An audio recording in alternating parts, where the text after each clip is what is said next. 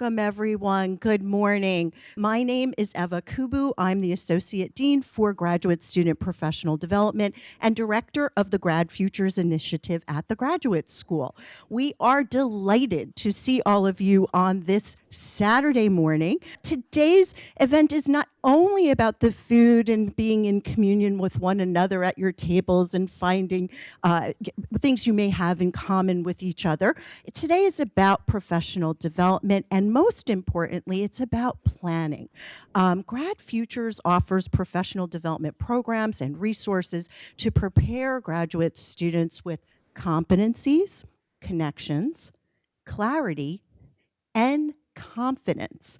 All of those things that you need to thrive at Princeton and to plan for personal and professional success. However, you define that, and however you define a meaningful and purposeful career and life beyond Princeton. It is my pleasure to introduce our guest speaker and to welcome her officially to Princeton. Dr. Fatimah Williams is the creator of the Professional Pathways Planner. Each of you have received one of those planners, and today, throughout the half day that we'll be together, we will go through many, many different activities in that book, and I know you will find this planner useful to you throughout your time at Princeton and beyond. Dr. Williams is the CEO of Beyond the Tenure Track, a professional development and career planning firm that prepares graduate students, faculty, and PhDs for leadership roles and high-quality careers. As a global speaker and coach, her professional development guidance has been featured in the Chronicle of Higher Education, Inside Higher Education, Scientific American, University Affairs, and numerous podcasts. Her book, Be Bold, Launch Your Job Search or Career Change with Confidence, is also one that I've read personally and have on my bookshelf. She has been an invited speaker at leading conferences, such as the Conference of Southern Graduate Schools and the 69th annual meeting of the Association of Graduate Schools, the constituent group of graduate deans and the Association of American Universities. Dr. Williams holds a doctorate in cultural anthropology from Rutgers University and bachelor's degrees in foreign affairs and African American studies from the University of Virginia. Awarded the nationally competitive Consortium for Faculty Diversity Postdoctoral Fellowship in 2011, Dr. Williams has published scholarship in the Journal of Latin American and Caribbean Anthropology, Latin American Perspectives, and Anthropology Now. She's the recipient of many scholarly awards, including the Inter-American Foundation Grassroots Development Fellowship, New Jersey Minority Academic Career Fellowship, and Ford Foundation Dissertation Fellowship. She is also an alumna of the Phillips Academy Institute for the Recruitment of Teachers. Dr. Williams has had a long and certainly very successful career, both within higher education and also as a private business owner and entrepreneur. When she's not speaking or writing, she's probably at the gym, or she says she also may be on her way to grab an ice cream cone. We're hoping to introduce her to one of our favorite ice cream places around Princeton. What might that be? Okay, so we have a debate at Princeton. It's either Bent Spoon or Halo Pup. Both of them are wonderful, and we'll make sure that we introduce her to one of those fine establishments after this. Please join me in welcoming Dr. Fatimah Williams to Princeton and to plan for your summer with graduate students. Thank you so much, Eva. We're good? Can everyone hear me? Awesome. Thank you so much. I appreciate the introduction, and for everyone who coordinated. I don't know about you guys, but what it takes to make events like this happen is extraordinary. So thank you to Dean Kubu, thank you to Dean Van Wyck, and also to Laura and everyone else who had a hand in making sure everything kind of went well this morning to get me here, and also to make sure that you all are taken care of. So I want to, excuse me, just kind of get started by level setting a little bit so you get to know who I am and just kind of have a sense of expectation for the day. I I am very curious to meet you all. One, because you came out on a Saturday, 9 a.m., to plan for 3 hours. And so that means that there's something that you're interested in doing, something that's important for you to get out in the world that you really want to make sure gets out by planning for it well. And perhaps there may be a little bit of friction points where you've tried, but you need a little bit more support to make it over the hump to get these things done. And so that's what this space is for us today. I will be walking around. You all will be working together at your tables. We'll have some things that are interactive. It really is an opportunity for us to not just be spoken to, right, for me to speak to you, but for you to work through the things that we're going to, that I'll teach you about and kind of show you how to do today. When I ask questions of the room, I'm really meaning it. It's not rhetorical, like you can actually answer. So there's mics, or even just at your seat, if you can project a bit, that's also great. My goal today is to be here in service of you.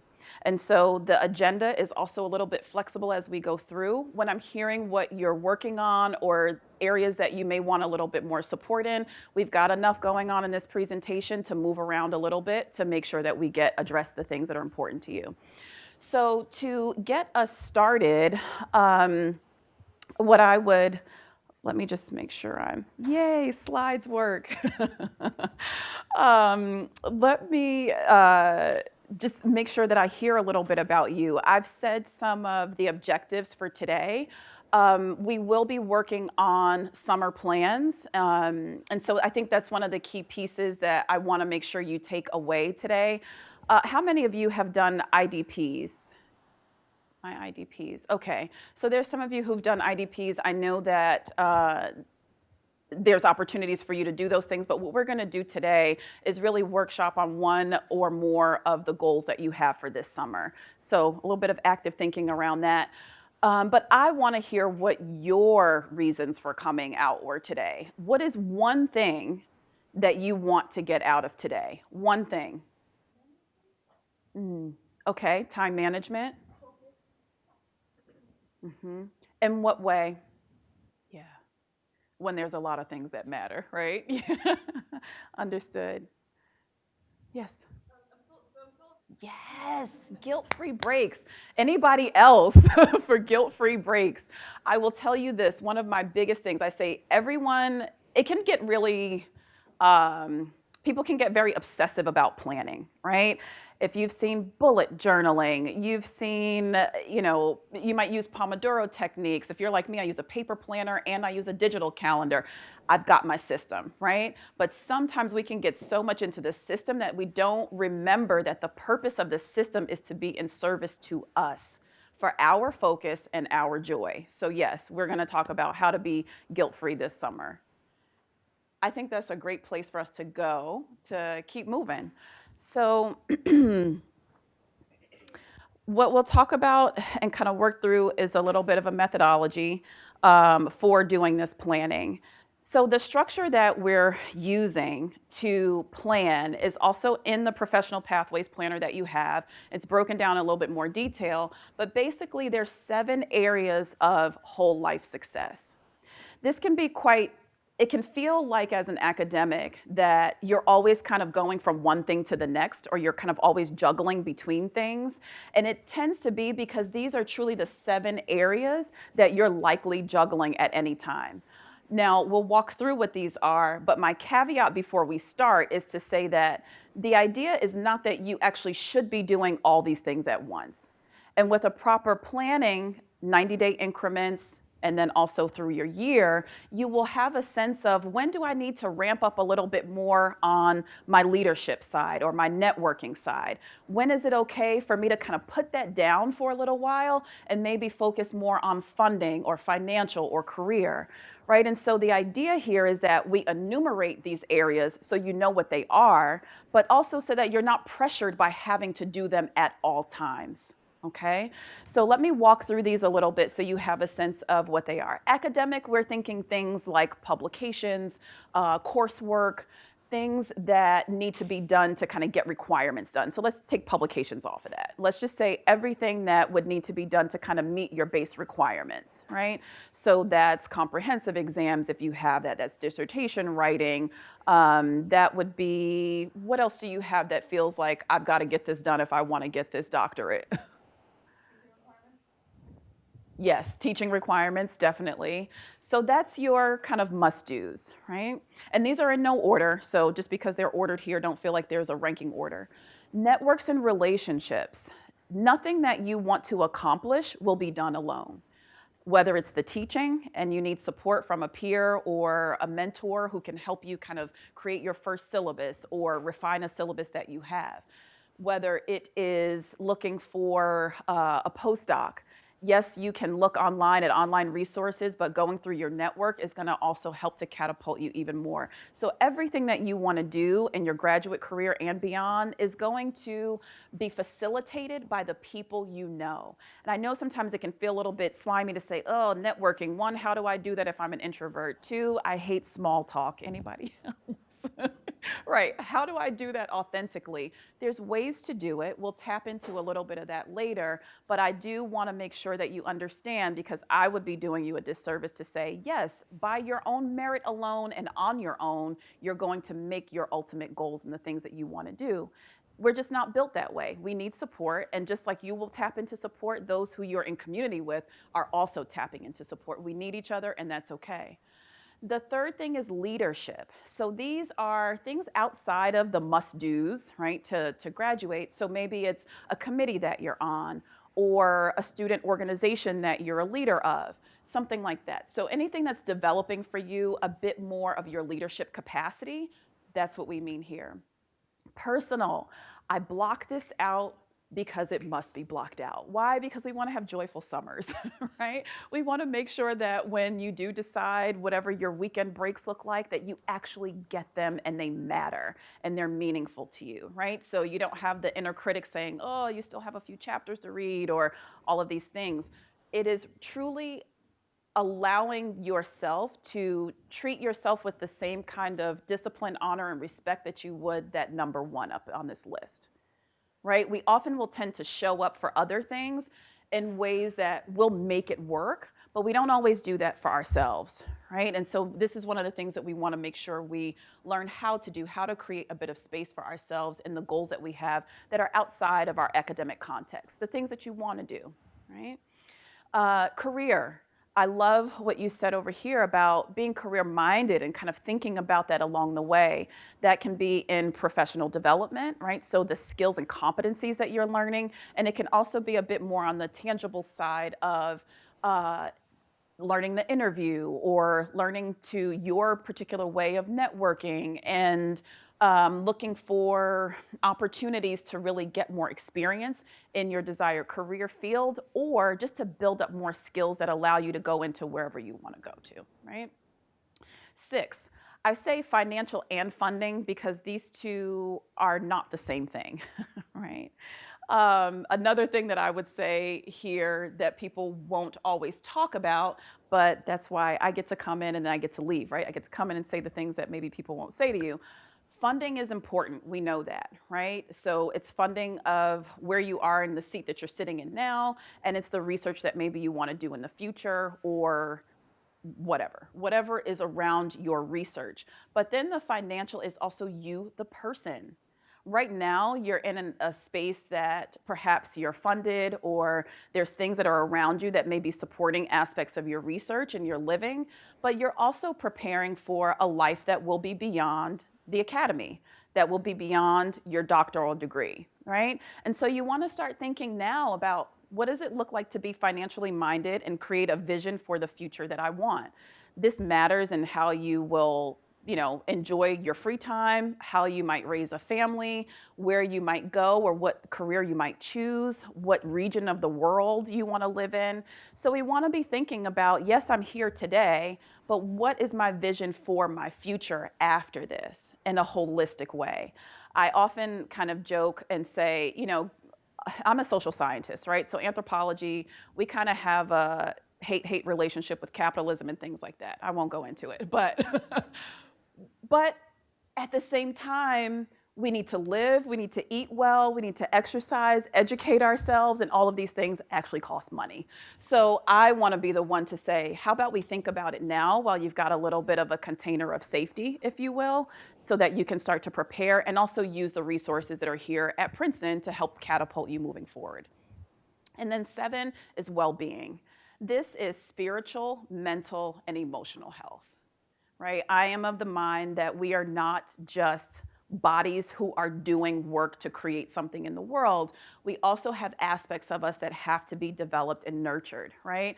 Of our mind, our spirit, our body, whatever that means to you, but our emotional health, our mental health, our spiritual health. And so I know that sometimes we can kind of put that to the side and we might just kind of call it self-care, but I really would like to have a more robust understanding of ourselves as full beings and what does it take to have the mental care we need, the emotional care that we need, and or the spiritual care that we need. And so why it feels like you're juggling a lot and you're not really sure where you are supposed to land in any given week or weekend or semester is likely because you're working on all of these areas and perhaps need a little bit more of a system to say, which ones am I going to pick up now and which ones will I maybe sit to the side for maybe the next 30 days or next 90 days? Okay. Are there any questions here about these or any just comments, things that you that come to mind for you as I went through these 7 areas? Sure. One thing is that there's a sense of overlap between career and academics and Yeah. leadership.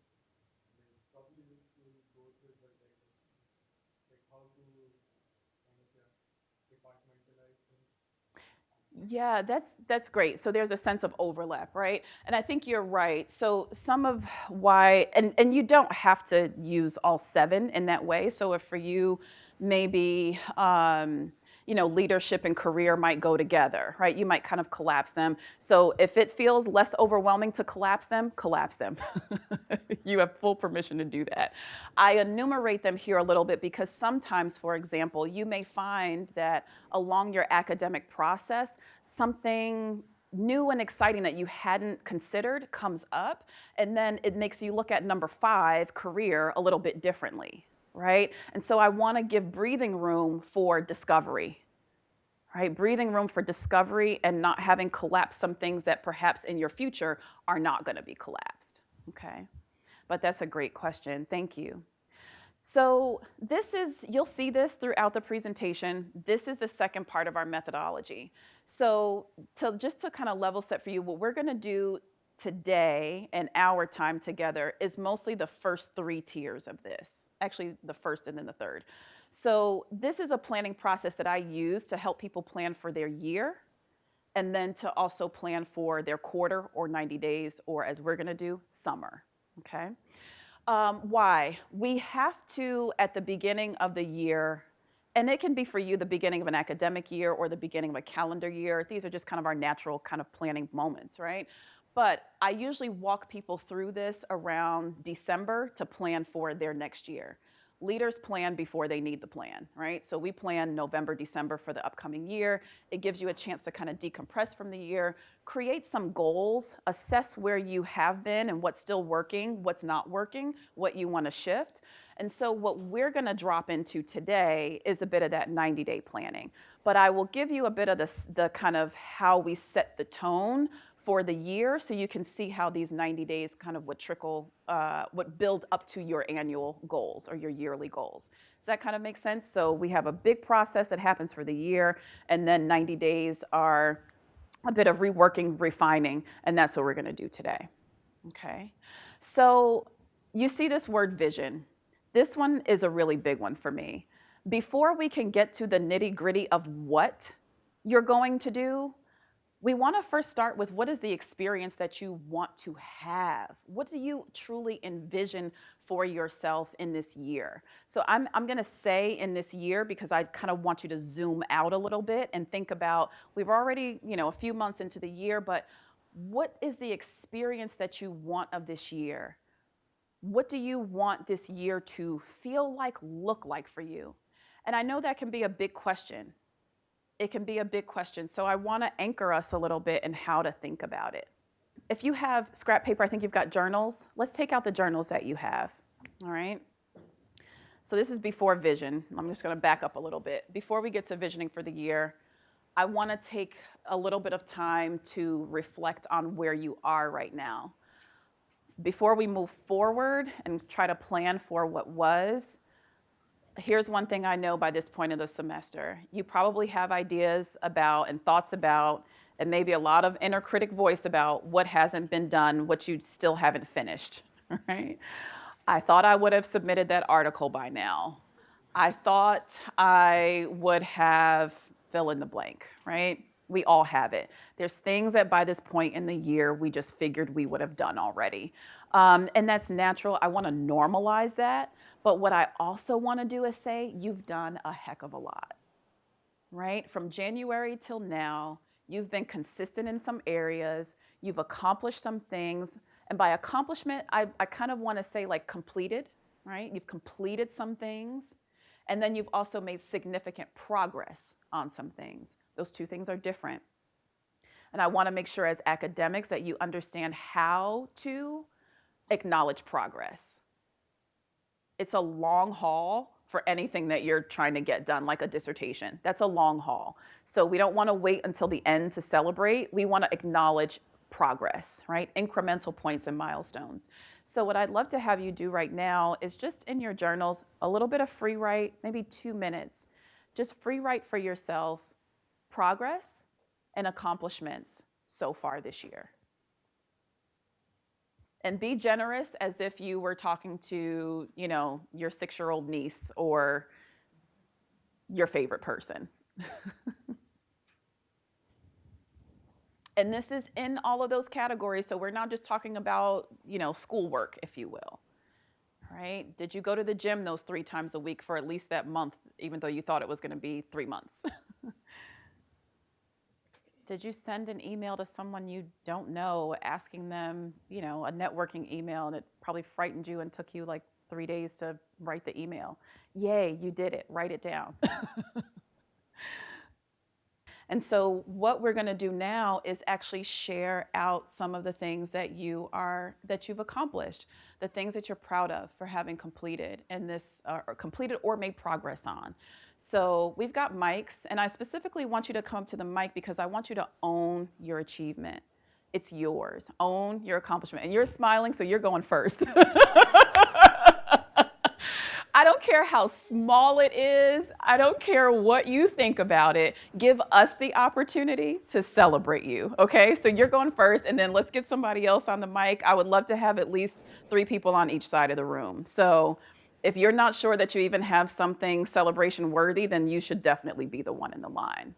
So your name, your program, and then give us 1 or 2 things that you're excited about. And I'm waiting for this line over here. I'm looking at him, but this mic is empty. So don't make me recruit you like I recruited him. Great. James already recruited somebody for us. Awesome.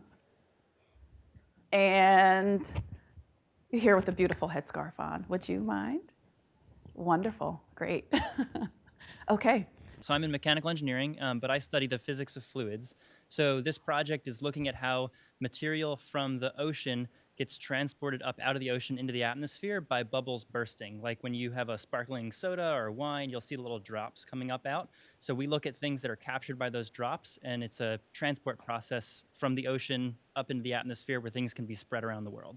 Oh, yeah. Can I just say, let's give him a hand clap. So I'm going to say why I'm clapping. 1, he was super succinct in what he shared in a way that I'm a cultural anthropologist, don't know what you're talking about, but I love oceans, and you caught me. So yes, this is amazing. And because he is successfully navigating a working relationship with an advisor. That's a great skill. You will do that whether you go to Deloitte or wherever you plan on going next. It's an amazing skill to be able to work up and work across in that way. So we celebrate you and that accomplishment. Was there one other that you wanted to share with us? Yeah, so I guess After a close to 3-year hiatus from doing any sort of physical activity, I successfully restarted a gym schedule of like holding myself accountable to get there. So, Awesome. yeah. Awesome. Yes, everybody. Thank you. Thank you. All right. My name is Jonathan. I'm in Spanish and Portuguese. I have a startup with a couple of colleagues from Princeton, and I guess what I find very successful was a lot of the failures that we faced along the first year, and a lot of growing opportunities. So I learned to better manage people, to be a lot more honest with people about the expectations that we may have, and really try different initiatives that, even though they might fail, that they're growing opportunities. That's awesome. yeah. So that's career and leadership. They're both Yeah, because, I yeah, guess. you're learning management. Tell us a little bit about the startup, high level. What's It, the area? It's a research lab that is focusing right now on climate change and cryptocurrency governance. So, yeah. Nice. Yeah. Awesome. So, everyone, Thank you. wait, you're not done. You're not done. I would love for someone in the audience to just share something that a word of encouragement to him or something that stood out about what he said. Something that stood out about what he said that he worked on. Sure. It's cool that you're working on cryptocurrencies because that's a very Yeah. niche topic. It's not so much the crypto, it's more the governance of it. So, like, yeah. So, the policy stuff. So, yeah. Yeah, I mean, that's even more cool because we need that, right? Thank you. Thank you for offering that. I think we don't do that enough for each other, okay? So thank you so much for sharing and Thank for you being for listening. voluntold. You're up next. I haven't forgotten. Okay. Hi, I'm Hope, and I'm a first year PhD student in the music department. I'm a composer. And let's see, I'm glad you made us do this because I had a lot. Yay. So I had 2 new works performed this semester, which felt really good to write and then see them come to fruition on stage. And I met consistently every week with an orchestration teacher who's here. That's not normally how PhD programs work, but I wanted to like hold myself accountable to a certain like level of skill building in that area. So every week this whole semester, I met with him with progress on this big orchestration I'm working on. So that felt really good. That's beautiful. Yep. Let's. And tell me your name again. Tell us your name. Hope. Hope. So would anyone like to share with Hope something that they heard her say that stood out to them? Just want to note that being with someone weekly and being consistent with the weekly. Yeah. Appreciate that. That's awesome. Yes, definitely. Thank you. Thank you. Thank you for sharing. Okay. Hi, everybody. I'm Zainab. I'm a postdoc at Princeton at Neuroscience Institute, Computational Neuroscience. So I think one of the main goals was working on the research with my advisor and also going to a conference and present the work over there and do some networking after 2 years because of this COVID condition in person and in another country. So it was really cool, that experience. And I think that was somehow, considering other things, that was a kind of good experience. Yeah, and good progress for me. Awesome. So I want to hear, though, a little bit about the paper that you presented or what you did. Can you tell us a little bit about the topic? Yeah, so that's mostly about modeling the brain data, so the mice data that we have, so how the brain works and the kind of mathematical modeling of the data. Awesome. Everyone? Hi, so I'm George. I'm a student in the School of Public and International Affairs. Forgive me if it comes across a little hokey. It's not intended to be, but as I thought about whole life success and that number 7, well-being, you kind of just touched on it. I had a list of things that I think I accomplished this year for my career and also my academic pursuits, but I think the fact that I survived a pandemic, that we all are here, I think is a very humbling experience. And I feel like it is also an accomplishment because there are many people who have not had the same experience. And I just wanted to reflect on that. I think it is an aspect of my success and my capacity to continue my life. Yeah, that's awesome. Thank you. We've all been through a good ordeal. We have all been through a good ordeal. So thank you for reminding us that this isn't sort of business as usual, right? I appreciate that. Hi, my name is Lauren Conkin. I'm a sixth year in the politics department, and the light at the end of the tunnel is there. My kind of first main goal is actually within the well-being category, but it's physical. I suffered a pretty devastating back injury over Thanksgiving, and the fact that I'm like walking and sitting, and I don't have chronic nerve pain at this moment is like a really big deal for me. So that was kind of the more personal health issue. The other is that I finally submitted my first paper. Yay. Um, and I've just like been that person who chronically sits on my work and doesn't like, I never think it's good enough. I never want to send it out. And I had a co-author who basically was like, nope, let's just do it. Let's just see what they say. So I was really proud of myself. And now that momentum is carrying me forward in my other projects. That's awesome. I would love for you to remember that momentum. Right? Because there will come another time when you have a paper that feels like, not really sure, or a presentation that feels the same way.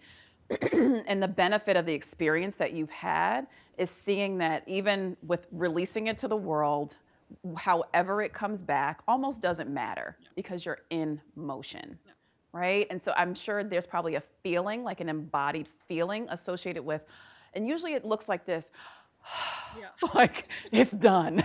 It's not on my desk anymore, right? And so remember that when it feels like, oh, not really sure, do I release it or do I not? Remember that feeling and just let it go. Okay? Thank you. And we'll take one more. Hi, I'm Jess. I'm a third year in the neuroscience department, and I want to share one that's, I think, a bit more personal well-being, but it affects all of them. And it's a piece of progress where I'm choosing to do things more from a place of love than a place of fear. And I think I realized, even in my academic career, like choosing to do things because I'm afraid I like need to get it done, I can't relax. And in the last year, really focusing on doing it because I want to, because it feels good. And because maybe there's a deadline, but I feel good about that boundary being set. And how has that served you? I appreciate this example. How is it though? How has it served you in your everyday? I think just feeling a little bit more at peace. Yeah, just like being able to be and not do all the time. Yeah. And being, I think, more understanding of others. Like if you know what it feels like to do something from a place of fear, you're much more, I think, empathetic to the way others might act at different times because you see they're scared too. One thing that also helps me with that, and this just to kind of add to her comment, is remembering that where I am is either a place I've chosen, and so I get to choose how I come to it, right? Or if it is not a task in particular that I've chosen, right? It is the gratitude around even being able to manage this responsibility. Like the fact that this responsibility is at my door says that I've made it from a place that I used to be to another level, if that makes sense, right? So it's almost like putting the weight of the responsibility in context, like, oh wait, this isn't a burden, this is because I've grown, or because my leadership has grown, or my management has grown, or exposure to my work has grown. And still, it's a choice. I get to manage how I come to that experience, right? So much like you, it's for me the mindfulness of it. Yeah, like the reframing. Thank you for sharing that. So this is actually a great place to start to think about vision. As you think about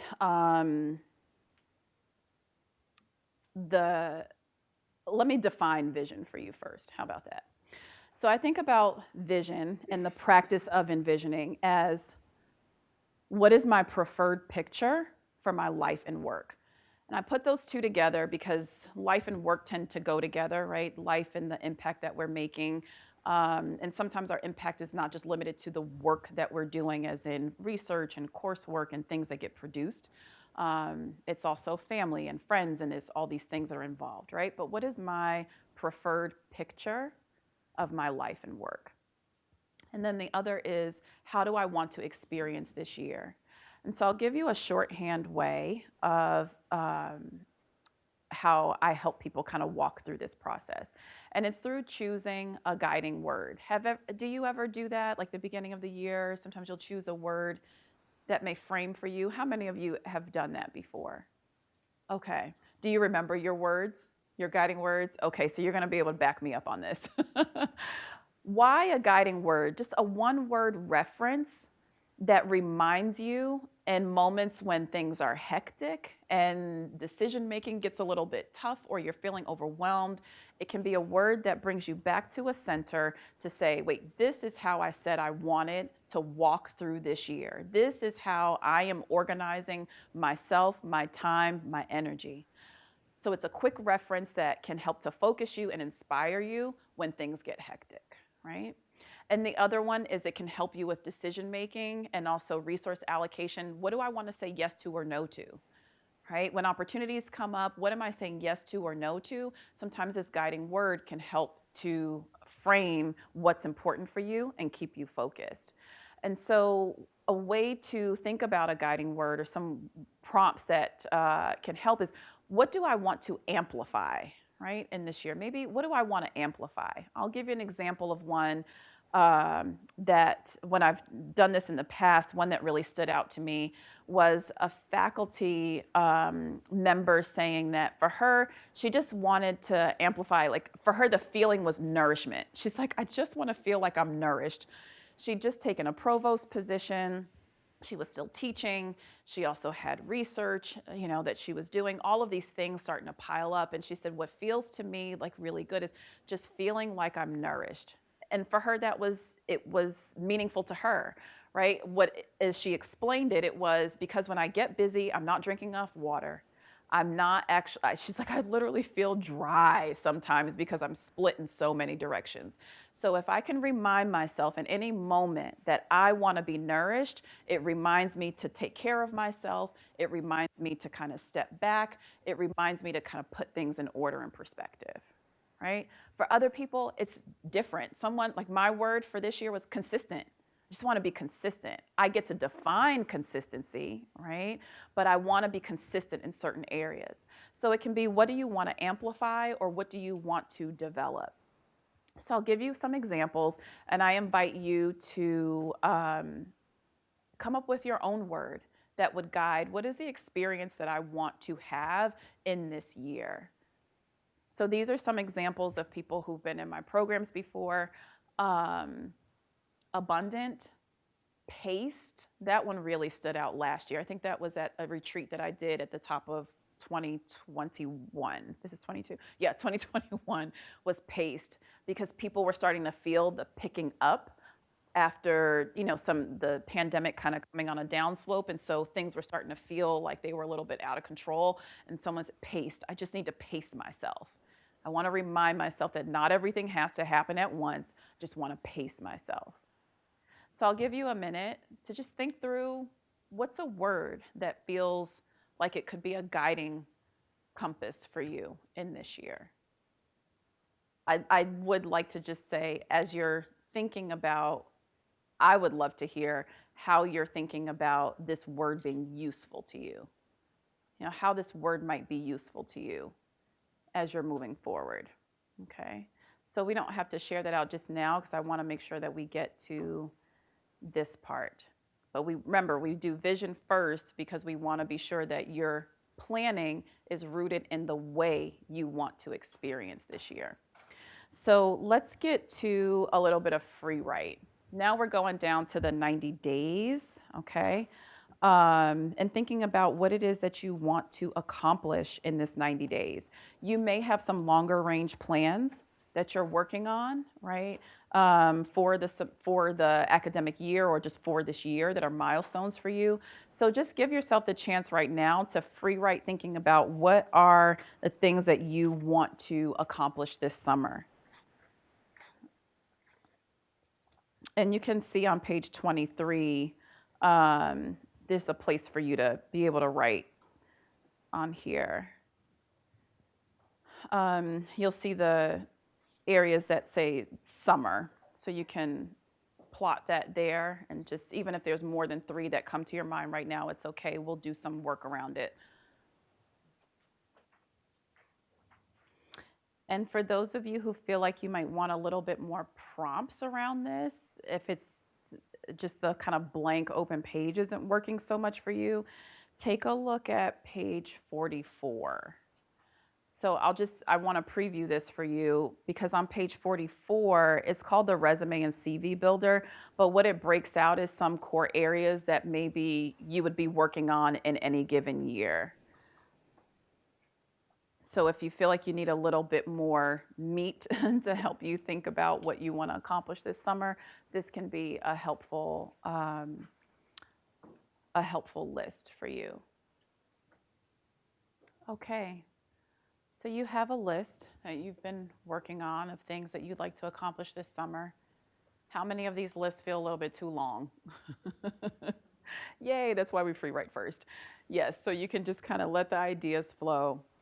I'd like you to take a look at that list, and when looking at it, ask yourself, where will I focus first? So we don't have to discard. Right? We're not discarding, we're not making huge choices right now. We're just saying, where will I focus first? It can feel a little bit tough or be tough even when things all feel pressing to make a decision, right? It can be tough to say, well, if I do this, then what about that? And I'm not making progress. But one of the things that will help is having a clear focus on one thing so you can get it going. Even if it's not finished before you start the next thing, you can give yourself the advantage of momentum by focusing, right? So by focusing on an area, even if it's just for a sprint, a 7-day period, 10-day period, 2-week period, to just allow yourself to dig deeply into that project a bit, can be the thing that helps give you momentum so you can keep that going even as you add on additional tasks and activities, okay? I say that because I know every time I ask people to make a choice about where they start, it's like, but all these other things, right? What am I gonna do with all these other things that need to get done? They're there, you haven't forgotten them, they're written down, but we have to start somewhere and give your brain an opportunity for focus, right? Give your mind opportunity for just focus and to think deeply about a thing for at least a short period of time. So where will you focus first? One way to think about this is what would catalyze your achievement of future goals? So like those long range goals that you have for the year, which of these things might catalyze that or kind of begin getting you going? Okay, so think about it like this. The semester is over. You've taken your break for a week, 2 weeks, you've done something that you enjoy, fun, break, yay. For me, it's the ocean, I don't know. Gone to the ocean, yep, got a little sand in my toes, I'm good, I feel refreshed. When I open up my laptop and I get started again, what's the project that feels like it's gonna carry on this energy? Right? Because you've got parallel things happening, but let's keep the uptick of that good energy going. And so what feels extraordinary? What feels joyful? You got to get the work done anyway. Which one is calling to you, right? That's really what I'm getting at. So starting there and remembering what I said about you'll have these plans and you'll create your plans for how these other things get done and you'll toggle them in, but let's start somewhere that gives you some momentum, okay? So I am pushing here and I want you to choose one because we're going to create your action plans around them. I want to be sure that you've got one singular focus. So everyone, just choose one. You can also go through this process for, I say no more than 3 in a 90-day period because it can be a lot to have 3 big projects or 3 big things going on at a time. So anywhere between 1 to 3. Perhaps sharing with your table, what's the one item that you're choosing to focus on first, okay? So sharing with your table, someone beside you, what's the one goal that you're going to focus on first? This is to help with accountability, by the way. So accountability that someone else knows your goals and can hear it. It might actually give you some feedback on it. Or questions that they may ask may help you to clarify even what you're focusing on, okay? So just a bit of discussion around it, your one thing you're focusing on. All right, so you've heard about what your peers are doing this summer. I circulated a bit around the tables, and two key questions came up. And I want to, before we break, this will be how we break with these two questions. So, what do you do with email? Email is everywhere, it's always taking over, right? So, this is so prevalent that I actually talk about this in the beginning of the planner. And I will tell you, it's not just you that feels it. It's that same advisor. You're like, but my advisors, they've emailed me and I need to respond. Trust me, they're also buried, right? Because I do this same work with them and they're expressing the exact same thing. So here's my philosophy on email. One, we only check email 3 times a day. Deep gasp. Yes, 3 times a day. We do not check email first thing in the morning. I know, let it sink in, let it sink in. All the resistance, bring it, because I've heard it. Deep gasp. Yep, let it sink in. Same thing. So let me reset for you here. Your important work, the work that you are here to do, and I don't just mean Princeton, I mean the work that is yours to do in this moment, is more important than what is happening in email.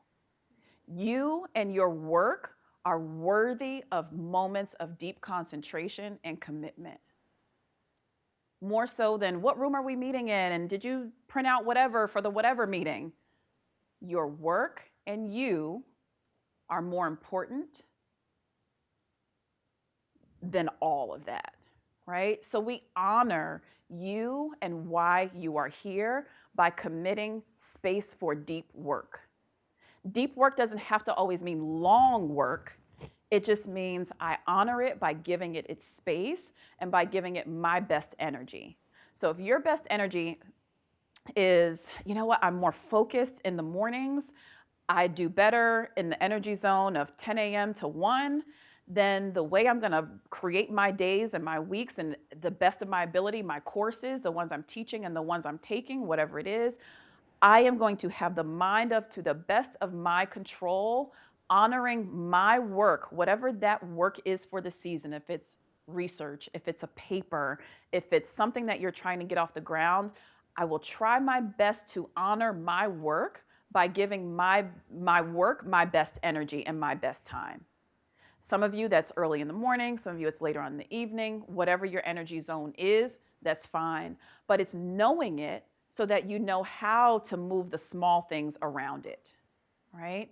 To the best of your ability. I know that you're not always in control of everything that happens with your time. So that's why I'm saying to the best of your ability, right? At least knowing what works best for you can help you to make some decisions about how you use your time.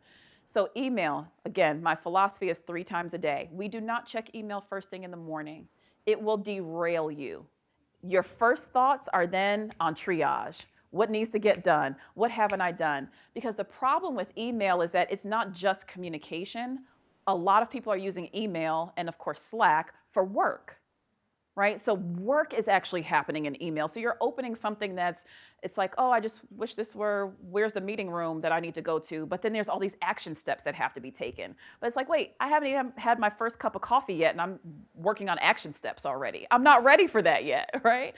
So if that is the case, why are we checking our email first thing in the morning? You set your priorities for the day. You set your priorities for the day. These goals that we're about to break down and create action steps for, they set your priorities for the day, not email. So what I tend to tell faculty, even those who are in administrative roles, 10 a.m., 11 a.m. is the first time you check. Give yourself a little buffer to get your day started. I'm assuming that you're getting up at an hour that you've got something going on before 10 a.m., but I don't know your lives, but for me, there's like a whole stretch of things that are happening. Whatever it is for you, but it's that kind of, not quite lunchtime, but before you get there, so you've gotten a little bit of your own work done in that morning, and then okay, I've gotten something done, now I can attend to and see what's going on in my inbox. And then there's the approach to the inbox. What is the quick yes? What is the quick, I can kind of attend to this quickly, and what actually needs a little bit of time. So if there's action steps and action items, that gets unread until I actually have a space to do that, to do what's in that email or to attend to what's in that email. So let's call that administrative things, right? The next time is around 3, 4 o'clock. So you've gotten another stretch of things done. You might be teaching, you might be meetings, you might be writing, whatever you're doing. You've gotten a little bit more done that's your priorities, not someone else's. And then the last stretch is the before bed stretch. Maybe that's 7, 8. And I'm saying before bed, but what I really mean is the end of your workday, right? The final, like, this is the last time I talk about work. Okay?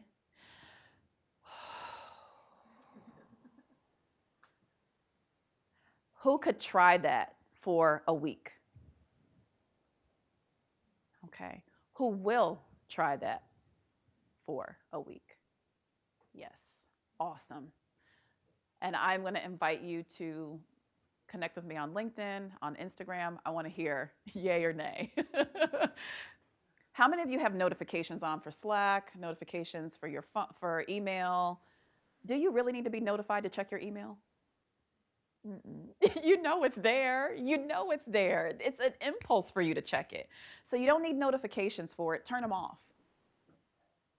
Turn them off 1 week. Is anybody dying, bleeding, or being born? Turn them off. Okay? Give yourself the headspace to just be free. Even if you're not focusing on work, just give yourself the headspace to be free. 10 or 11 a.m., 3, 4 p.m., 7, 8 p.m. 1 week. I see resistance over here. What do we have going on? I see resistance. What's going on? Yes. And you don't agree? So we know who's going to be like hyper strung and like, oh my God, there's so much to do.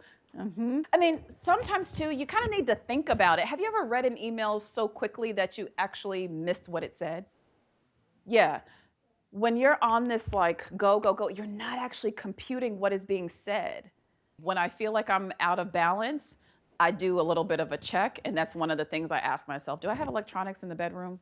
Yeah. Even when they're silenced, it's still, I don't know what it is. Blue light is still seeping through the phone. I don't know, but it's like it still is distracting. So yeah, if you've got a smartphone, let it be smart. Let it serve you and help you. That's what I'm hearing.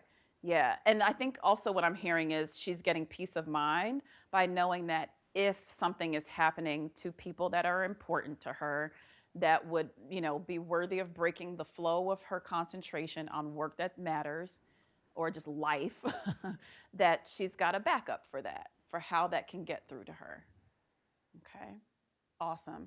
So this is a big one, right? Oh my gosh, you're asking me to focus on one thing, right? You want me to choose one thing. So I want to, and points are really valid, right? Like if I'm only focusing on one thing, what I'm hearing you say is like, I'm diving so deep into that one thing that everything else is out of balance. Right? So it's kind of what I like to call the boom and bust cycles of academia, where it's like, yay, I'm productive in writing. And then at the end of like a stretch, you look like heck, because you've like had this ridiculous writing schedule or whatever it is, and you just completely neglected all sense of balance for yourself, right?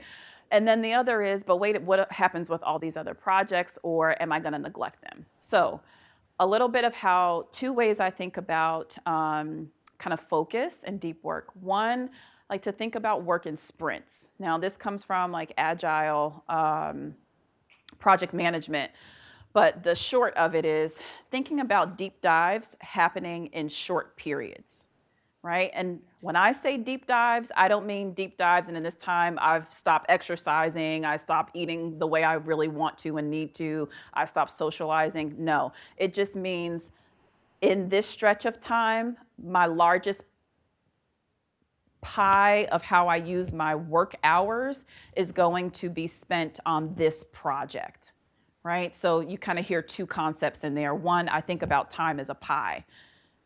How am I dividing up this pie between the things that matter? Well, when I'm focused on something that needs its attention for that period, I'm trying to get a project off the ground, I want to use most of that work pie on this thing so I can get a bit of momentum going. I can allow my mind to kind of think about the project over a few days, let ideas ruminate, get some progress in, ask for support, right? All of these things that can happen in a concentrated period. And remember, I said deep work doesn't always have to be long work. It just means I'm allowing myself to focus here for a while. So now let me go back to the sprints. What does that look like? It might be, let's take writing. I'm working on a chapter. I have the way that I write, I've got my outline already done, but now I've got my post-it notes for everything that I think is happening in that chapter. I set out maybe 2-week period, Monday through Friday, because weekends do not count for work. Monday through Friday, I'm just gonna take 30 minutes, Monday through Friday for 2 weeks, and those 30 minutes are dedicated to pulling off a post-it note and writing. What's on this post-it note? Okay, that's what I'm doing right now. Focus. What's happening in this chapter? Pulling up. Focus. 30 minutes. If I go longer, that's fine, but the expectation, 30 minutes. Doesn't matter if it's 30 minutes, 15 minutes. The purpose here, and what I want you to see, is the sprint. 2 weeks of a Monday through Friday. I know that I'm focused in, I'm deep in on this project for that time, and I may take a break from it for a whole other week. I don't touch it again.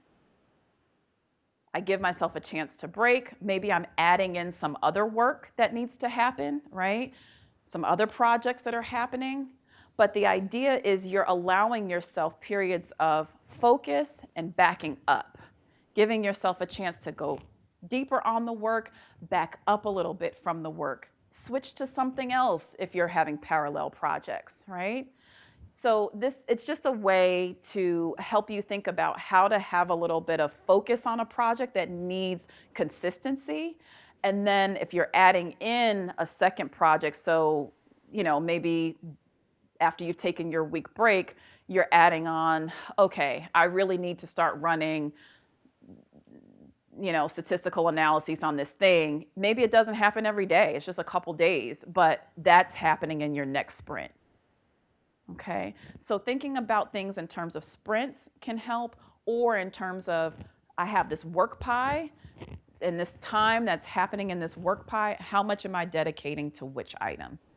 And knowing that it's okay to focus deeply, that maybe these 2 weeks or 3 weeks is primarily one project. I know the next cycle of this, I'll shift to another project. So you have to test these things out to see what works for you. There's so many ways of being able to manage different projects. There's so many ways of being able to manage time, but the idea is having some ideas about frameworks that can work, and then just giving yourself, like we just did that, we're gonna do a week experiment starting next week with our email. Just give yourself an opportunity to experiment, and not on everything at once, right? It's just one experiment at a time. So that would be my answer because what I hear you saying is, I want to maintain a bit of healthy balance while I'm focused. And so we want a healthy idea of focus, right? That focus is not boom and bust, but focus is planned, okay? And then we also want to think about, what I hear you saying is, if I focus here, there's almost a fear that somehow some other balls are going to drop. But again, the focus is planned, right? Which is why we do this top of the year and then 90 days.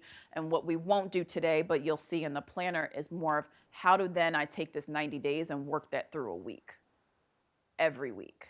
When you switch between different types of tasks or different topics, there is a ramp up that has to happen again to get back into the next project, right? So if you take your day, you're teaching in the morning, and then you're writing, and then somewhere some other things are happening, there's the ramp up or ramp down between different types of activities, because your mind's kind of, this is not the neuroscience of it, but you really are shifting of tasks, right?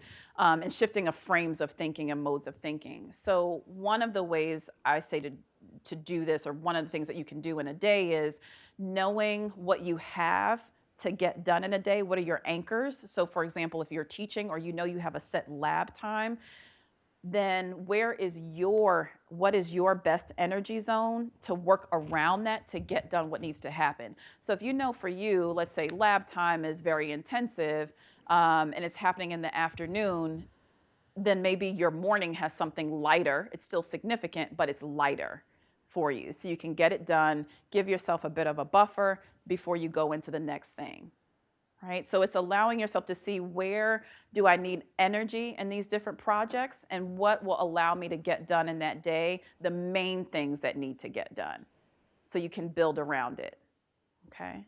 And then similarly, within the stretch of the sprints, it would be the same. Not leaving a lot of breaks between big projects, right? So like writing projects doesn't work when I'm sprinting and I let 2 weeks go by and now I'm still in the same chapter, but I don't remember where I was. Yeah, I've got my notes, but my train of thought is gone, right? So the compressing of projects or milestones within a project can be helpful, if that makes sense. So what I would like to share with you now is a bit of the high-level kind of methodology so we can walk through it and give you some time for this. So on this page, my action plan, you would write in your goal, so that one thing that you're working on. I am going to go out on a limb here and say most of you have heard of SMART goals before, right? Most people have heard of them and still have a little bit of trouble writing them. So my caveat here is just with the goal that you have, clear, succinct, and not the many tasks that are needed to get the thing done, but what is the thing? Does that kind of make sense? Not all the smaller tasks that are involved, but what's kind of the milestone? What's the thing that we're trying to accomplish or we want to be our finished product by the end of that, this, planning period, this 90-day period that you're going to work on this task. So the goal gets written down there. You can decide what domain it belongs to. The key here is focusing on by when. Goals need a beginning and they need an end. So even if it's a milestone, it doesn't mean the whole dissertation is written, but maybe the methods section of a paper is done, or maybe it's a chapter is the goal for the summer, right? And so by when? We want to give it an actual date. By when? So not just July, right? When in July? If you know you're going to take a vacation or time with your family in July and you just don't want to carry it with you and you don't want to be thinking about it, then put the date as before that day, right? Just as an example, right? So I want us to be very tangible in how we do this, very practical in how we do this. So you have a by when. By when is this going to be done? My why. This is really key because a lot of times we're setting goals that are outside of ourselves and we haven't actually connected with why this matters to me now. Why this gets done. What does this help me do? Why is this important to me now? Okay, and I'm going to show you an example of this in a minute. Are there known milestones in building a mathematical model?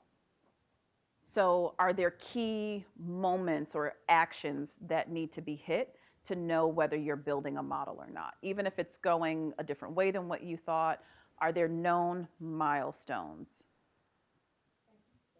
Okay. So here's the reason why I'm asking this, because a lot of us will have projects, even if it's not just like this, we have projects that I don't have. There can be things that happen in here that might really extend this. But if we have known milestones, then we can kind of better understand what is happening between those milestone points or what it takes to get to each milestone.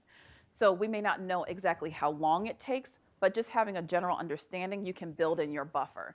So I heard you say earlier that math is a team sport. So I'm thinking even your model building is a bit of a team sport. It's not just you. So even in your, what is the milestone I'm going after in this 90 days? I want you to be thinking about the milestone and the fact that we want to build and buffer for these pieces that need to happen. The speaking with colleagues, speaking with a mentor or my dissertation advisor, my advisor, right? So building around it, knowing that it's not just I am singularly focused building a model, but there are things that happen for a model to be built, okay? It's a little bit of a big answer, but I think you knowing the milestones will help you figure out what feels a bit, can I meet these milestones, or which of these milestones could I meet in a 90-day period? Right? Okay, good. So then we move to action steps, right? After you have the goal, it's action steps. You don't have to order them or kind of, it's just how they come to you. Sometimes the things don't come to us in order, but we know sort of main things that need to get done. You can always flesh this out because obviously there will be more than 5 steps to whatever you're working on, but I want to give you space to be thinking about what needs to happen or what first comes to mind that needs to happen to get this done, okay? Key to the way I teach planning, and especially with academics, people and resources. Who are the people that are needed to help me get to this goal? What are the resources that are needed to help me get to this goal? So people, this might look like, I need someone who knows how to use R programming, right? I might not even know who they are right now, but I just know that I need to kind of source through my network, find someone who does this and who can help me. Or I need to ask my advisor who might be able to work on this with me, right? So it's thinking about the people that are involved in your process. Why? It takes time to incorporate others into our work. They need a chance to look at it. They need a chance to do their work. They need a chance to review and get back to us, right? But it's also to remind ourselves that we are not lone rangers on the success path. You're just not, right? We're not, and that's okay, but I want us to be thinking collaboratively, or at least thinking about who else can support us and help us to get to our goals with ease. I'm all about, yes, we want to get there, but we want to get there, with a little bit of breath left at the end of this goal, right? We don't want to be struggling across the finish line. So people that are needed, and then resources, okay? So resources aren't just money. It might be to do this thing, I need to rent a room or book a room where we can have a meeting to do this. That's a resource. You need something that just isn't initially like in your hands right now, right? So thinking about resources that are needed, and then accountability. Who or what will help hold me accountable to accomplishing this goal? And then finally, reward. I'm going to sit here for a minute on reward, because this is another one that academics are really good for, like, beat up, but not very good on reward, okay? This is not, and I will tell you what I hear, and if this is you can give me a hand raise.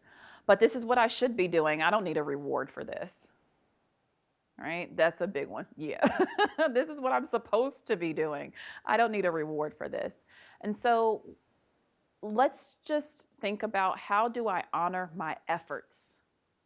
How do I honor my efforts? It is really hard to continue to do hard things and to show up to hard things, even when you enjoy them, if you're not commemorating, recognizing yourself, right? I did that. I was consistent with doing this for however long I got it done, right? So reward, and we'll talk about examples of reward, because everybody somehow thinks I'm trying to tell you to go on a vacation or spend a lot of money. Rewards can be anything that's significant to you, that's meaningful to you, that gives you pause to recognize your efforts, okay? So I want to give you an example of this, actually. This is from Women in STEM program that I did at Rutgers. I didn't do it. They brought me in to do this same workshop. And so I want to give you an example of a faculty member who used this. And her handwriting, you can't see, it's super, super tight. So I'm going to go through it a little bit by way of giving you an example. So she is a faculty member with a multi-year grant. I think it was an NIH grant or maybe an NSF, I'm not sure. But the primary purpose of her grant was to reduce the number of falls and osteoporosis in medical systems, okay? So she needed to put that there for herself because she's like, this is a multi-year grant and you're asking me to think about a 90-day increment. How do I do that? Well, you got to get something done in 90 days and you're not going to reduce falls and osteoporosis in 90 days. So we got to break this down somehow, right? So she was able to say, well, in these 90 days, I'm going to establish 2 new classes, right? These 2 classes that would help her to produce the data she needed.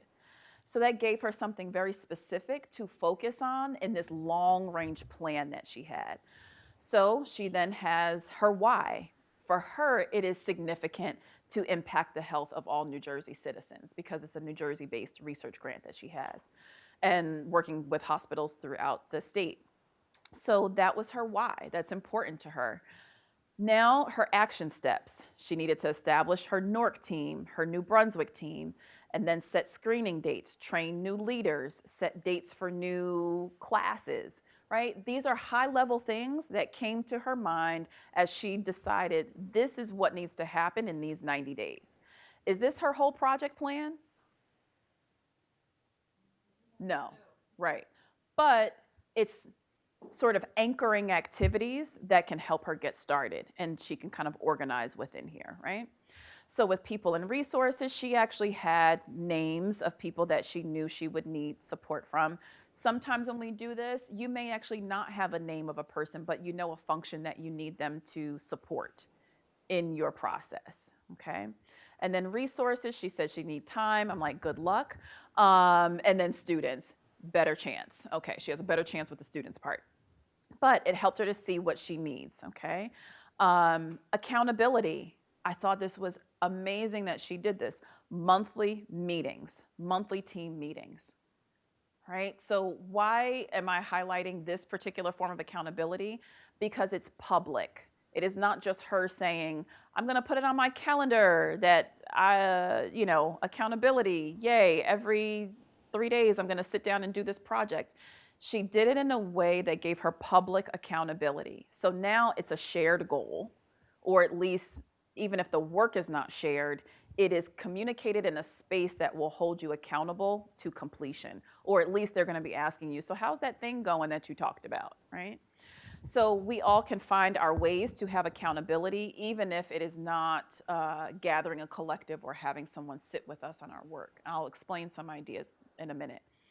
And then finally, reward. So for her, reward looked like having a lunch or a dinner for the members of her team. Reward for you might be, I'm gonna take Friday off for, or summer Fridays off for the month of July if I finish this thing by this time. I don't know, you choose what matters to you. It might just be a walk. It might be something that is important to you, something you wanted to get for yourself, whatever it is, as long as it's meaningful to you. So this is the example, kind of high level, of what this can look like. What I would like to leave is some time for now you to work on that one area that you said you would focus on first to create your own action plan.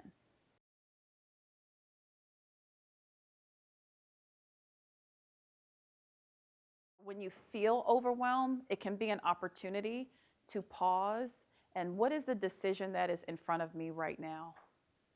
Right? Because usually overwhelm comes because there's something that's happening or a lot of things that are happening.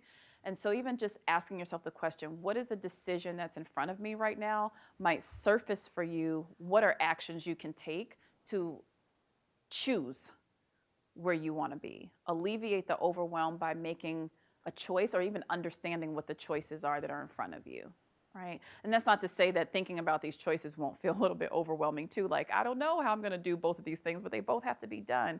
But at least giving yourself the opportunity and kind of how we said before, where will I start? What can help to catalyze me? Because overwhelm creates paralysis, right? And it also drains energy. So allowing yourself to have a start, and then when the start gets going, then you can kind of circle back and say, okay, now that I've got a bit of a rhythm going with this project, can I create space for something else that needs to get done, right? Or am I choosing to finish this first before I move to the next thing? So I think allowing yourself to ask questions, what is the decision that I'm trying to make right now or that needs to be made right now? Okay. Expect unanticipated obstacles and expect unanticipated opportunities. This is really important. Things are going to happen. We just want to know, and even when you're planning, to build a little buffer for yourself wherever that's needed, whether it's a time buffer, people and resource buffer. So I'll be specific. Time buffer looks like I am going to give myself more time to do this thing than what I think I need, right? An extra week, another whatever, right? More time to do it. But another way of creating buffer is like a resource buffer might be, this is going to be a tough stretch for me. Maybe I want to be in therapy during this season that I'm working on this thing that feels a little bit intense to me, right? Or maybe I want to join, whatever gym I've been kind of wanting to go to. I don't want to do that all the time. I think about Orange Theory. I'm like, sometimes I just need an Orange Theory moment because it's, or a CrossFit kind of moment, but I can't stay there. That is just not where I live, right? But sometimes I just need that. So it's creating a little bit buffer for yourself, right? When you can look out and say, what do I need? But also opportunities. And why opportunities? Because one, I want to kind of redirect your mind to know that everything that comes at you is not always coming at you. It may actually be for you, right? And so opportunities also require us to make decisions and make choices, right? So I say this because sometimes opportunities can feel like burden. And sometimes they are, because they require us to shift focus a little bit. But if it's an opportunity you want to take, then it's, how do I create space for these, all right? So expect them, expect things to happen for you. So first off, this one may go without saying, but setting boundaries is truly important, right? So that's boundaries not just for other people, boundaries for yourself. So this means, and I'll just give a couple of examples, considering full requests before you say yes. That might be your mom who wants you to come for Memorial Day weekend and you just don't have it in you to make the trip. Consider the full request before you say yes, right? Is it that you need to ask for more time or resources? Is that part of your boundary setting? Another key piece of boundary setting that I see happen often is honoring your own work hours and schedule. So if you set out for yourself that this is the week I write from 8 a.m. to 8:30 a.m., Monday through Friday as part of my sprint, how do I create a boundary to honor that the same way I would if I was having to go into the classroom to teach from 8 to 8:30? Right, so boundary setting is not just external to others, it is also creating boundaries for ourselves. Right? Which is also why we want to set our goals and our kind of weeks in ways that are not just realistic, but that work with the way you work, rather than forcing yourself to work a way you do not work. Does that make sense? So for me, I gave the example earlier today. I know that original thoughts don't happen after 2 p.m. I cannot write after 2 p.m. I can't do it. Now, so I know that, so that's when I do things like teaching, or if I've got a course that I'm going to launch, or for me, it's client meetings. I can manage the intensity of that, but I cannot manage original thought and stringing together sentences on paper. It ain't happening. So I don't force myself to be something I'm not. Now, I recognize that I may have a little bit of time freedom in ways that you don't, but I do think you have ways that you can use your time in ways that work with how you work, rather than forcing yourself to work a way that does not work for you. Because now you're doing two things at once. You're trying to work a way that's not natural to you, and you're trying to get a goal done. How can we conserve energy? Okay. Another piece of boundary setting is being able to say no. And we can often have a problem with, or challenges with, saying no. The first one I would say here is renegotiating boundaries and responsibilities. So I see this often with you might be partnered, or maybe even your friend circle has a certain kind of rhythm and expectations of each other, right? Or family circle has a certain rhythm and expectations. And perhaps you know that in this 90 days, something needs to shift a little bit with that. It is bringing your people along with you, right? Communicating well to them. Hey, this is what I'm about to start doing. This feels a little bit tough for me, or I'm really excited about this, but it's going to take me doing some things a little bit differently over the next few weeks. I'm not sure all of what I need, but here's what I think I need, or what I need to shift or change. How can we make this work together, right? Or here's what you can expect from me over this next few weeks. So being able to plan says, I know my work rhythms, I know the time and space and energy that I need to get done my life and my work, right? And I want my people still a part of my life, but maybe I need to renegotiate a bit on how I show up with you and for you for a time. This often happens with parents who feel like, oh my gosh, I just got slammed at work and I'm not really sure, but I need something different at home or whatever.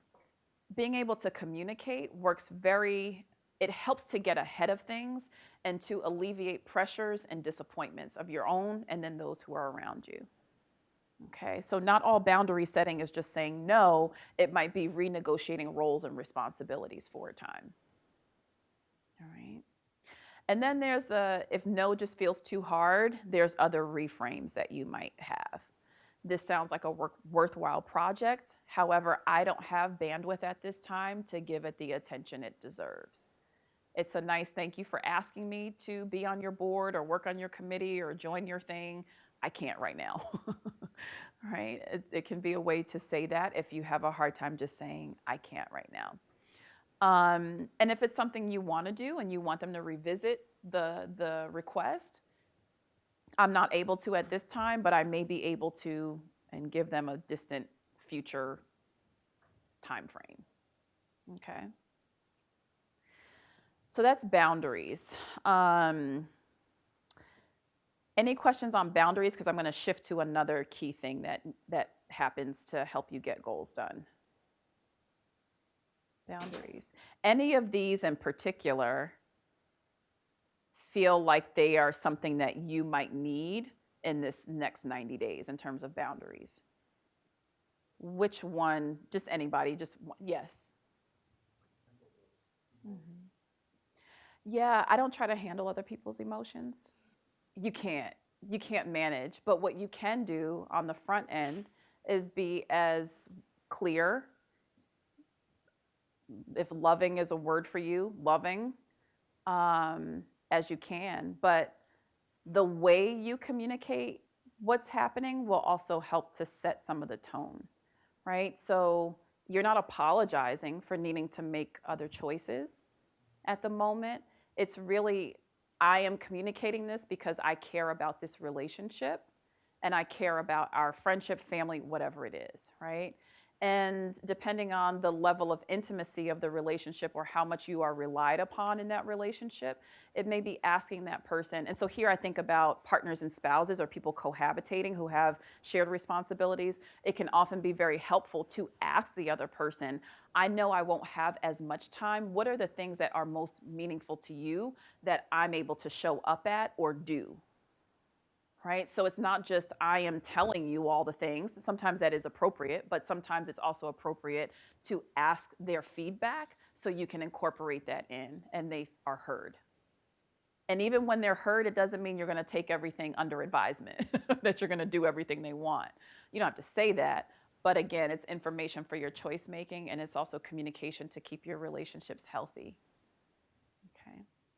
So the question is how to set boundaries with PIs and people who are not peer, right? So this is where you kind of have to put on your researcher hat in terms of researchers ask really good questions, right? Sometimes you might use questions to help them understand where the gaps are. So I'm just thinking of a scenario where a PI needs something turned over pretty quickly. And you know that to do that, you'd have to work around the clock. And maybe it's just not necessary for what needs to be done, or you just don't want to do it, can't do it, whatever. It might be asking follow-up questions about the process they envision. So what does that look like for you? Or how do you, how might I go about doing this? Or asking them, would you be available between the hours of, right? I don't know, but it's creative, respectful, but sometimes helping to illuminate the hidden tasks for people, especially when they're supervisors, and that's in a work context, whether it's PI or even outside, helping to illuminate a bit of the tasks can help them to see a fuller picture of what it takes to get it done. Or you can be very directive about that as well. And directive doesn't have to mean disrespectful or, pushing, sort of creating resistance or friction, but it's, here's what it takes to get done what you want me to get done. I know I can give this. Is there any room, or where is there room for us to shift for me to deliver for you what you need? Again, enrolling them in, this ain't happening, not on this time frame or not this way, but also what can shift here, right? So it becomes a bit of a question. But this does require testing out your own voice. So practice in other places. Where can you set boundaries or communicate needs with people who still aren't peer to you, but may not feel like such a sensitive relationship, if you will? Practice small and work your way there if you need that. Okay. Did you have a question? No? Okay. Anyone else? Question on boundaries? All right, so let's move to the next piece here. This one is a huge one for me. Let me make sure I can do this video. It's like 1 minute. Let me check time. Okay, it's 1 minute. I'm like, how much do I want to set this up? I'll just set this up by saying, with your action plans, you've written down steps, right? Things that you know need to happen to get this done. Often when we start to think about projects and goals, it's like, well, where do I get started? Not really sure where I get started. And I will tell you one thing that smart people often do. We start with the things that are ours to do, and we don't start with things that get us circulating out in the world to do them, right? So it's, I'm gonna do all these pieces first, and then I'll ask for help or tell these people I'm working on this. I want to invert that a bit for you, because we gain momentum when we have the accountability, and we gain momentum when we start in places that are a bit more catalytic and significant. So not taking on all of the, I must do these things before I can get help or before I can share, or I want you to kind of be a bit more public facing with your, and I don't mean public as in the public, but not just you in your own head, okay? That's what I would like to move you out to, is out of your own head, to starting things. To begin your action plans, if you're not sure where to get started, I think that this video may help to give a little bit of an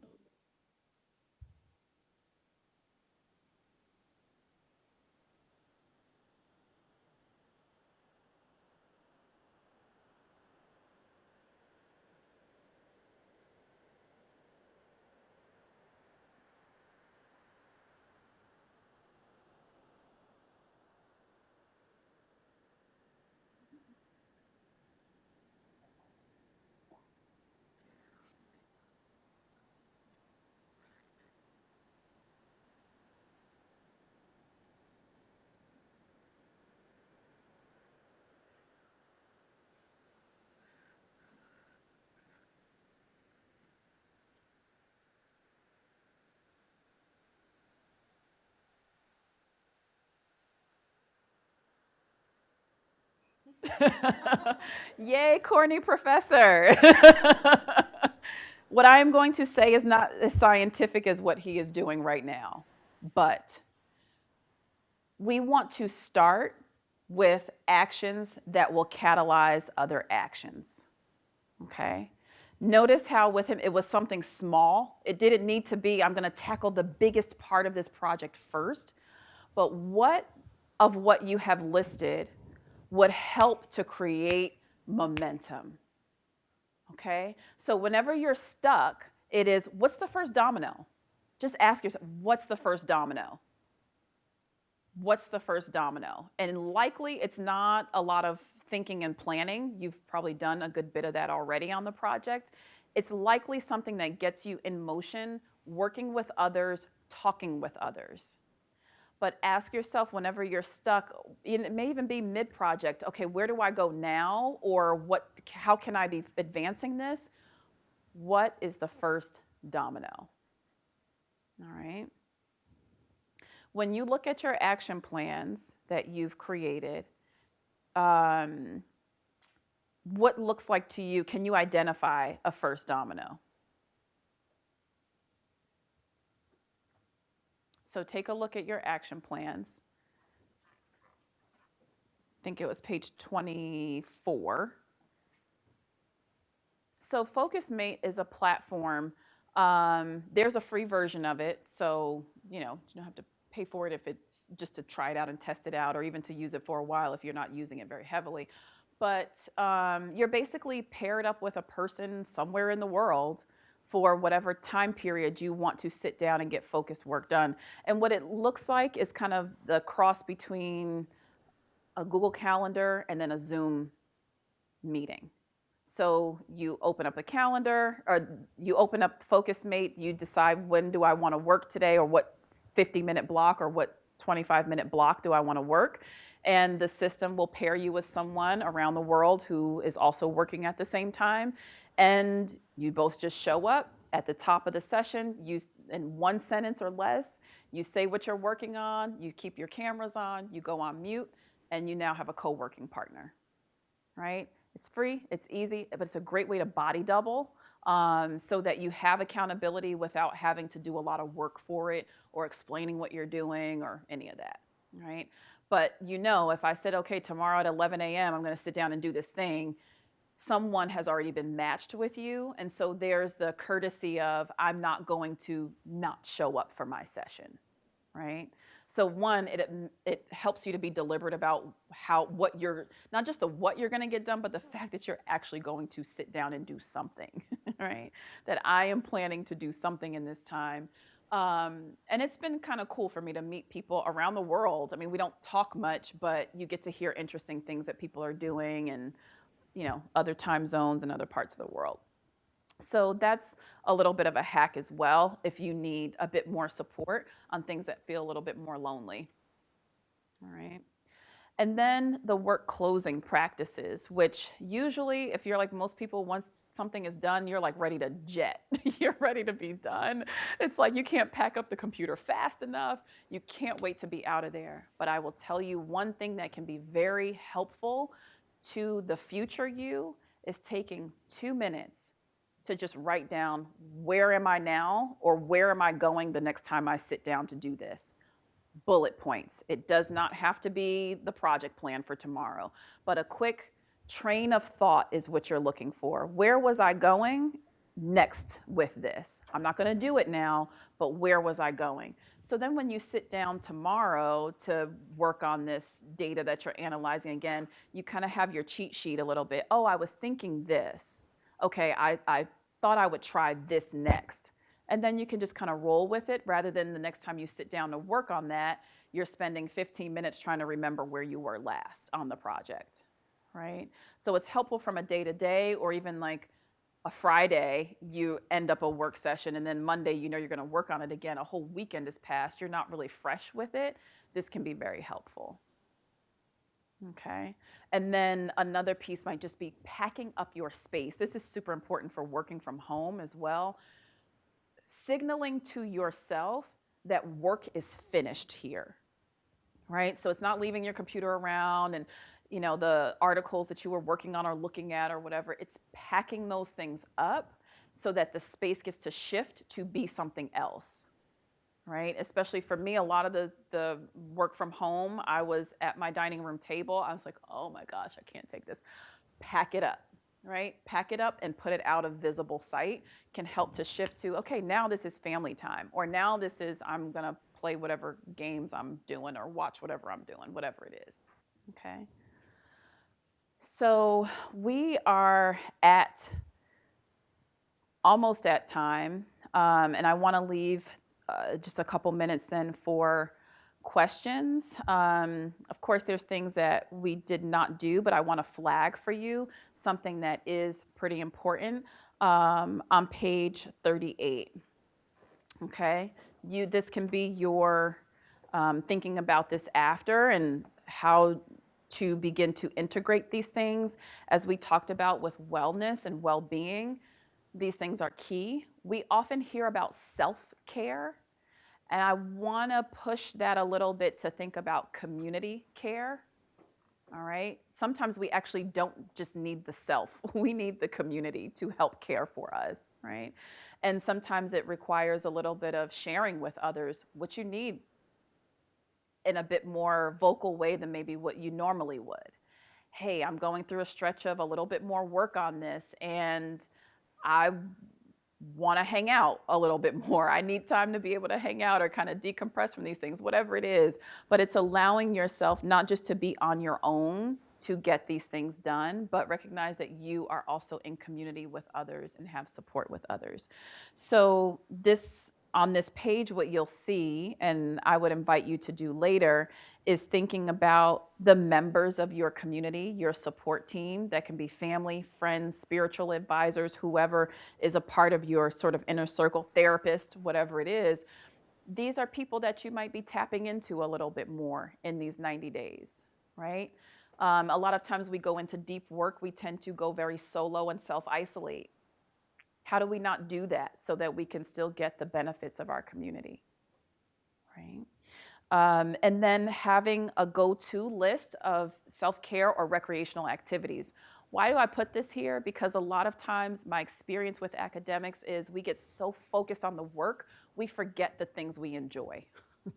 We forget the things we enjoy outside of our work. So if you know there's a favorite yoga class that only happens on Wednesdays with your favorite instructor at 7 p.m., write it down. So when you're like, oh, what do I want to do this week? Wait a minute, I've got this yoga class. You don't have to think about it or wonder. And I'm sure you've had this. You get a pocket of free time and you're like, oh my gosh, what do? I need to use this. I need to have fun. And you're like, wait, I don't know what I like to do for fun anymore. It happens. If you haven't hit that moment, it happens. This is just a way to remind you of things that you like. It can be as simple as it needs to be, but it's a reminder of what feels good to you and what is supportive of you, the person, the whole person. And it asks you to do a little bit more on what is your morning practice. So this is before work. It's just how do I want to start my day? And then what would support me in ending my day well? Okay. How many of you have heard of an evening practice? Okay, a couple. All right. So we've heard of a morning practice, coffee, yoga, tea, whatever it is, whatever your jam is. In the evenings, it can also help with what you were describing, to have a way to signal to the body and the mind that I'm done with, I am complete with what I have done today. And there's just a number of different things you can do. For me, I start turning off my lights or turning down my lights or lights in certain rooms at a certain hour. I have to put it on my phone to remind me. It comes on at 9:30 every day. All right, it's wind down time. That's what I call it. For me, it's essential oils, diffusing them just to kind of soften the environment from work to something else. Whatever it is that you need, it might be walking your dog, right? The last walk that you take with your dog at night that kind of helps you shift into, I'm done here. The day has been good. I honor my efforts and I get to rest, okay? So I'd love to have you do that, as your kind of next steps once you're away and kind of working on other plans. But that's what we have for today.